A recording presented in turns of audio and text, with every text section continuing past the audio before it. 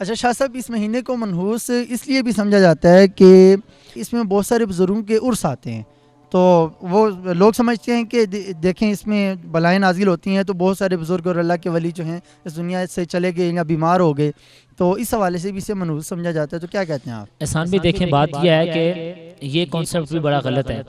जुम्मे वाले दिन अबुल बशर हज़रत सैयदना आदम अलैहिस्सलाम का विसाल हुआ है जुम्मतुल मुबारक को। अब जुम्मतुल मुबारक को मोमिन के लिए ईद करार दिया गया है। तो अगर ये बात है कि भाई किसी दिन अगर किसी बुजुर्ग का विसाल हो तो वो मनहूस है, तो फिर तो जुम्मे को मनहूस समझना चाहिए था, ऐसा नहीं है। इसी तरह आप ये देखें, पिछली हमारी जो वीडियो थी वो इसी बात पर थी कि सोग ये इस्लाम के अंदर नहीं है। तो अब 10 मुहर्रमुल हराम को हज़रत इमाम हुसैन रज़ी अल्लाह तआला अन्हु को मजलूम करके आप पर जुल्म करके आपको शहीद किया गया, तो हम तो उसको भी एज अ सोग नहीं मनाते, एज अ इसाले सवाब मनाते हैं और बुजुर्गों के उर्स मनाने की हम कायल हैं। लेकिन ये जो कंसेप्ट है ना, ये बिल्कुल गलत है कि इस महीने में बुजुर्ग विसाल फरमा गए हैं तो भी हमारा भी विसाल होगा। अगर बुजुर्ग विसाल भी फरमा गए हैं तो भी हम उनके अय्याम को सोग के तौर पर नहीं मनाते, हम तो उसके तौर पर मनाते हैं। तो ये कॉन्सेप्ट भी जो लोगों का है वो बिल्कुल गलत है, जिस तरह मैं मिसाल हज़रत आदम अलैहिस्सलाम की दे चुका हूँ। और दूसरा एहसान भाई, यहाँ पर ज़िम्नन में एक बात आपसे आपकी तवस्सुल से कहना चाहता हूँ, वो ये है कि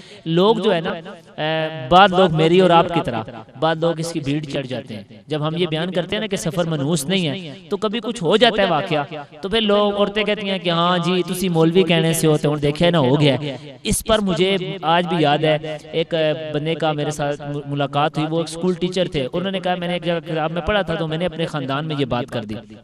तो हमारे ख़ानदान में शादी थी 2 बच्चियों की, तो वो कह रहे थे कि हम सफ़र के महीने में नहीं करेंगे इसलिए कि औलाद नहीं होती, और औलाद अगर होगी तो मर जाएगी। तो वो कहते हैं पहले जो बच्चा हुआ ना एक लड़की के घर, वो फोत हो गया, तो सारे ख़ानदान में मेरी फिर जनाब इज़्ज़त का जनाजा निकला। हर बंदा जहाँ बैठूँ तो वो कहे कि हाँ जी तू आखिर ऐसा देखे ही ना हो। तो वो कहते हैं कि मैं अल्लाह की बारगाह में दुआ करूँ, अल्लाह जी मैंने तो शरीयत की बात की थी, हदीस सुनाई थी, मैंने कौन सा जुल्म किया था। तो वो कहते हैं फिर अल्लाह का करम हुआ कि अगली दफ़ा जो बच्चा पैदा हुआ वो ठीक है और बिल्कुल सही सलामत है और 10 साल से ऊपर का हो चुका है। तो फिर मुझे होश आया और फिर जो है ना मुझे भी हौसला मिला, और मैंने सबको बिठाकर कहा कि भाई अगर पहला बच्चा जो है वो सफ़र की वजह से मर गया तो दूसरा जिंदा क्यों है। तो ये आसानी कॉन्सेप्ट जो है ना, ये है कि हम अपने ईमान की कमज़ोरी इसको समझ सकते हैं कि हमारे जहनों में ऐसे ख्याल आता है, ऐसे बिल्ली सुबह घर से निकल आई तो वो मिल गई, काली बिल्ली रास्ता काट गई तो ये हो जाएगा, कौवा जनाब दीवार पे बैठा है तो मेहमान आएगा, तो ये सारी बातें हमारे जो है ना जहनी ख्यालात है। तो अच्छा ये तेरा तेज़ी क्या है जी? तेरह तेजी जी, लोग कहते हैं कि जी पहले जो 13 दिन है वो इसके जो है ना वो उनमें बलाएं ज्यादा नाजुल होती हैं तो ज्यादा बचना चाहिए। हालांकि मेरे ख्याल में बलाओं के नाजुल होने का कोई खास बात नहीं होता, जब नाजुल हो तो नाजुल होती है, तो ये गलत बात है।